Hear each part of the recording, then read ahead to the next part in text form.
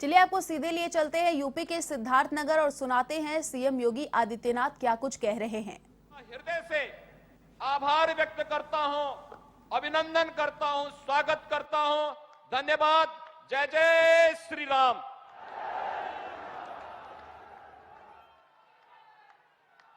बहुत बहुत धन्यवाद माननीय, आपके प्रेरणादायी उद्बोधन के लिए। आप सभी से एक अनुरोध है कि जब मंच पर कोई वक्ता अपनी बात कहता है उस समय शांति से उनकी बात को सुने और उनकी बात को ग्रहण करें। मैं बहुत ही आदर के साथ माननीय प्रधानमंत्री महोदय से अब अनुरोध करूंगी कि वो बटन दबाकर 9 मेडिकल कॉलेज का उपहार उत्तर प्रदेश को दें।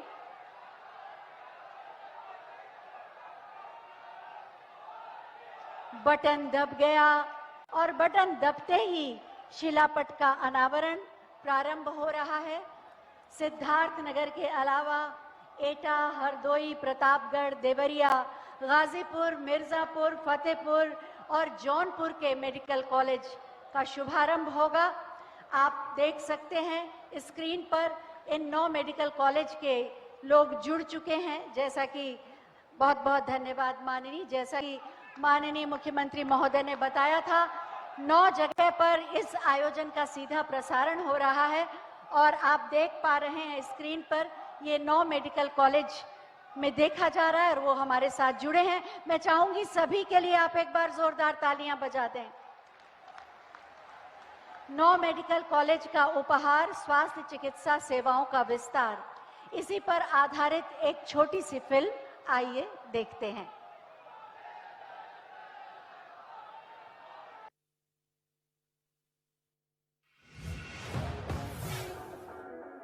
आज यूपी में गांव के स्वास्थ्य केंद्र हो,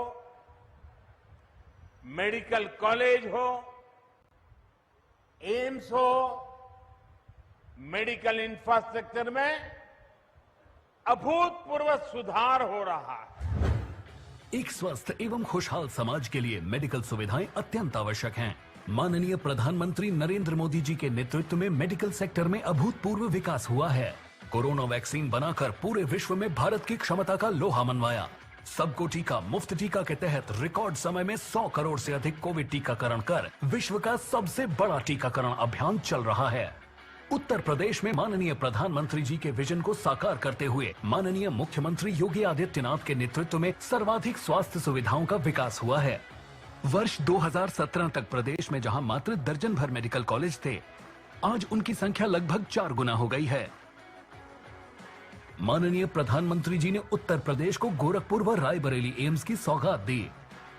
प्रदेश में प्रधानमंत्री आयुष्मान भारत योजना में 6 करोड़ 47 लाख तथा मुख्यमंत्री जन आरोग्य अभियान में 42 लाख से अधिक लोगों को मुफ्त इलाज की सुविधा मिली। आज पूरा देश आजादी का अमृत महोत्सव मना रहा है।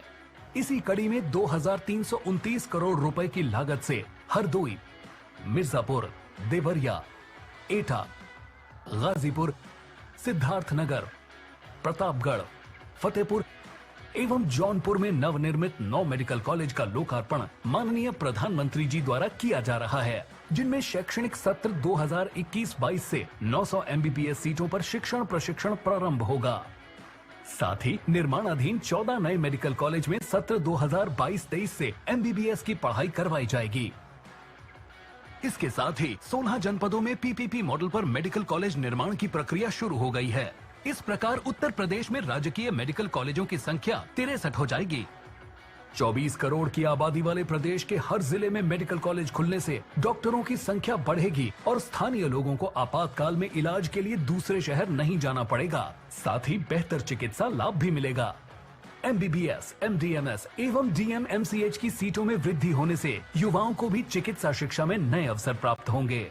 चिकित्सकों, पैरामेडिकल स्टाफ, नर्सिंग स्टाफ के रूप में युवाओं के लिए नए रोजगार सृजित होंगे। आजादी के बाद उत्तर प्रदेश के इतिहास में पहली बार सबसे अधिक मेडिकल इंफ्रास्ट्रक्चर का विकास हुआ है और नए भारत का नया उत्तर प्रदेश निरंतर आगे बढ़ रहा है। सोच ईमानदार, काम दमदार। इस फिल्म के माध्यम से आपने जाना कि किस तरह से उत्तर प्रदेश में स्वास्थ्य और चिकित्सा शिक्षा के क्षेत्र में अभूतपूर्व सुधार हो रहा है। सामूहिक चेतना शक्ति और जन भागीदारी से असंभव लगने वाला कार्य भी संभव किया जा सकता है। जरूरत है तो बस कुशल नेतृत्व की, जो हमें माननीय प्रधानमंत्री श्री नरेंद्र मोदी जी के रूप में मिला है। उनका मार्गदर्शन, उनकी प्रेरणा और उनके नेतृत्व से ही भारत ने 21 अक्टूबर को 100 करोड़ लोगों का टीकाकरण करके इतिहास रच दिया। वास्तव में 130 करोड़ भारतीयों के सुरक्षा कवच का दूसरा नाम है श्री नरेंद्र मोदी। मैं बहुत ही आदर के साथ माननीय प्रधानमंत्री महोदय से अनुरोध करूंगी कि अपने आशीर्वचनों से एक बार फिर हमारा मार्ग प्रशस्त करें।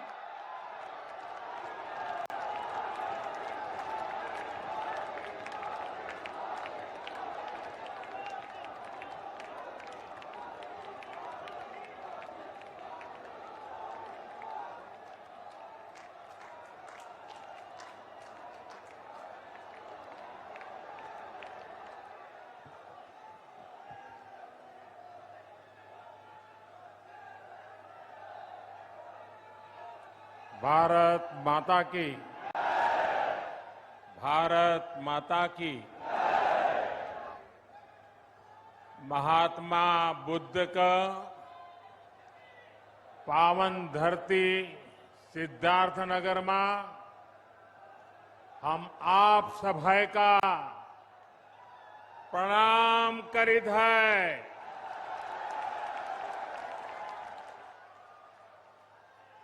महात्मा बुद्ध जौने धरती पर आपन पहले कई जीवन बिताइन, वहे धरती पर साए आज प्रदेश का 9 मेडिकल कॉलेजन का उद्घाटन है। स्वस्थ और निरोग भारत का सपना पूरा कर बदे ये एक बड़ा कदम है। आप सबके बधाई।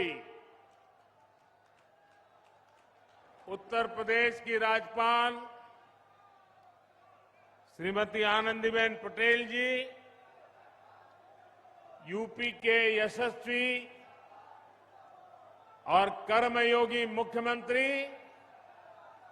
योगी आदित्यनाथ जी, केंद्रीय स्वास्थ्य मंत्री श्री मनसुख मांडविया जी, मंच पर उपस्थित यूपी सरकार के अन्य मंत्रीगण,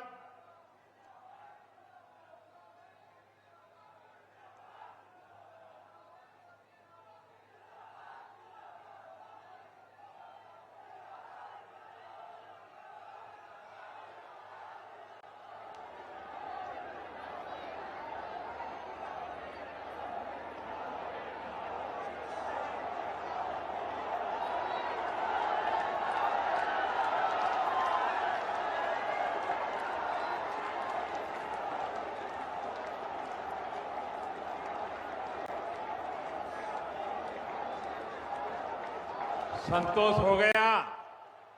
अगर संतोष हो गया तो बैठिए। देखिए, आपको मैंने पूरा अवसर दे दिया।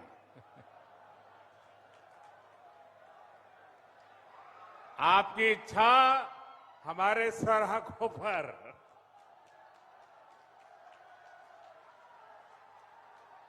तब आप इजाजत दे तो मैं शुरू करूं। आपकी इजाजत है? आपको नारे वगैरह संतोष हो गया ना? आपके इस प्यार के लिए हम सब आपके बहुत आभारी हैं। लेकिन अब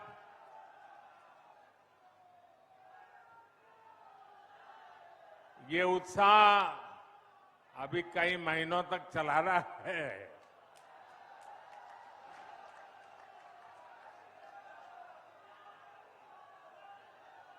जिन अन्य स्थानों पर नए मेडिकल कॉलेज बने हैं, वहां उपस्थित यूपी सरकार के मंत्रीगण, कार्यक्रम में मौजूद सभी सांसद, विधायक, अन्य जनप्रतिनिधि और मेरे प्यारे भाई और बहनों, आज का दिन पूर्वांचल के लिए, पूरे उत्तर प्रदेश के लिए आरोग्य की डबल डोज लेकर आया है। आपके लिए एक उपहार लेकर आया है। यहां सिद्धार्थनगर में यूपी के 9 मेडिकल कॉलेज का लोकार्पण हो रहा है। इसके बाद पूर्वांचल से ही पूरे देश के लिए बहुत जरूरी ऐसा मेडिकल इंफ्रास्ट्रक्चर की एक बहुत बड़ी योजना शुरू होने जा रही है और उस बड़े काम के लिए मैं यहां से आपका आशीर्वाद लेने के बाद, इस पवित्र धरती के आशीर्वाद लेने के बाद, आपसे संवाद करने के बाद काशी जाऊंगा और काशी में उस कार्यक्रम को लॉन्च करूंगा।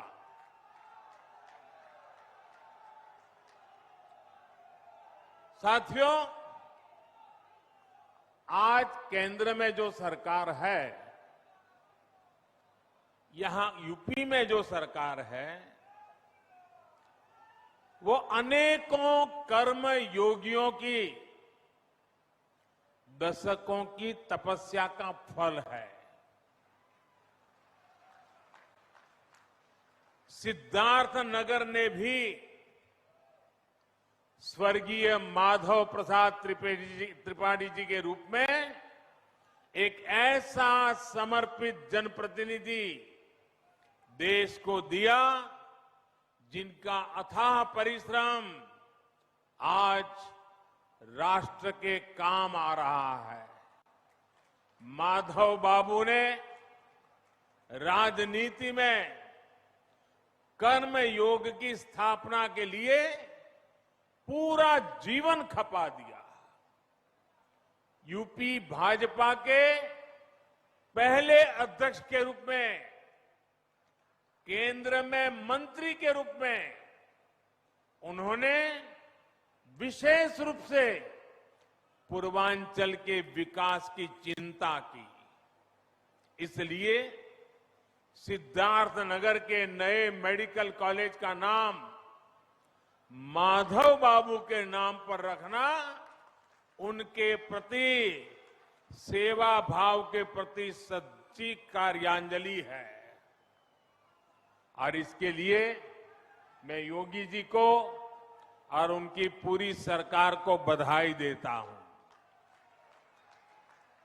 माधव बाबू का नाम यहां से पढ़कर निकलने वाले युवा डॉक्टरों को जन सेवा की निरंतर प्रेरणा भी देगा। भाइयों और बहनों, यूपी और पूर्वांचल में आस्था, अध्यात्म और सामाजिक जीवन से जुड़ी बहुत विस्तृत विरासत है। इस विरासत को स्वस्थ, सक्षम और समृद्ध उत्तर प्रदेश के भविष्य के साथ भी जोड़ा जा रहा है। आज जिन 9 जिलों में मेडिकल कॉलेज का लोकार्पण किया गया है, उनमें ये दिखता भी है। सिद्धार्थनगर में माधव प्रसाद त्रिपाठी मेडिकल कॉलेज, देवरिया में महर्षि देवरहा बाबा मेडिकल कॉलेज, गाजीपुर में महर्षि विश्वामित्र मेडिकल कॉलेज, मिर्जापुर में मां विंध्यवासिनी मेडिकल कॉलेज, प्रतापगढ़ में doctor Sonelal Patel medical college, एटा में वीरांगना अवंतीबाई लोधी मेडिकल कॉलेज, फतेहपुर में महान योद्धा अमर शहीद जोधा सिंह और ठाकुर दरिया सिंह के नाम पर मेडिकल कॉलेज, जौनपुर में उमानाथ सिंह मेडिकल कॉलेज और हरदोई, ऐसे कितने 9 मेडिकल कॉलेज। ये सभी मेडिकल कॉलेज अब पूर्वांचल के कोटि कोटि जनों की सेवा करने के लिए तैयार है। इन 9 नए मेडिकल कॉलेजों के निर्माण से करीब 2,500 नए बेड तैयार हुए हैं। 5,000 से अधिक डॉक्टर और पैरामेडिकल के लिए रोजगार के नए अवसर बने हैं। इसके साथ ही हर वर्ष सैकड़ों युवाओं के लिए मेडिकल की पढ़ाई का नया रास्ता खुला है।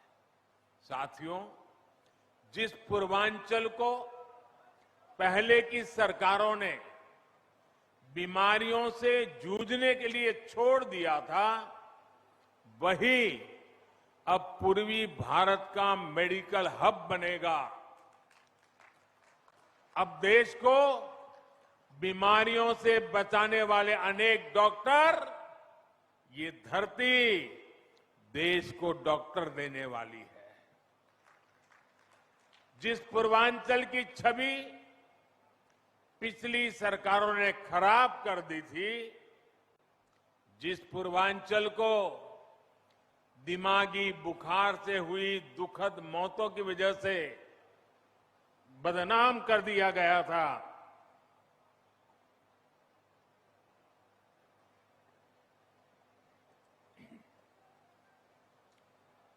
वही पूर्वांचल,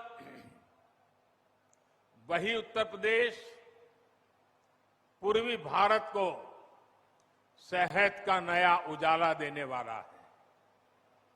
साथियों, यूपी के भाई बहन भूल नहीं सकते कि कैसे योगी जी ने संसद में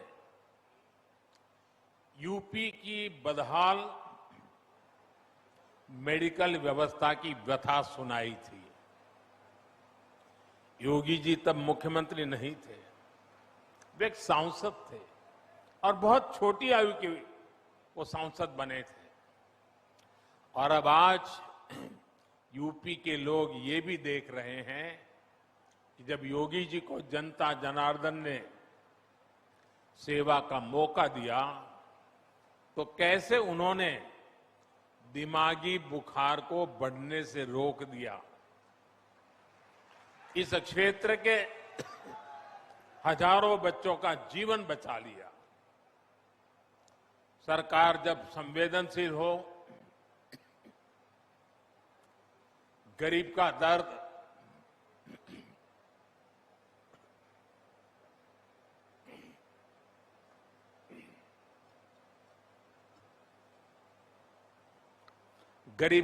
समझने के लिए मन में करुणा का भाव हो, तो इसी तरह का काम होता है।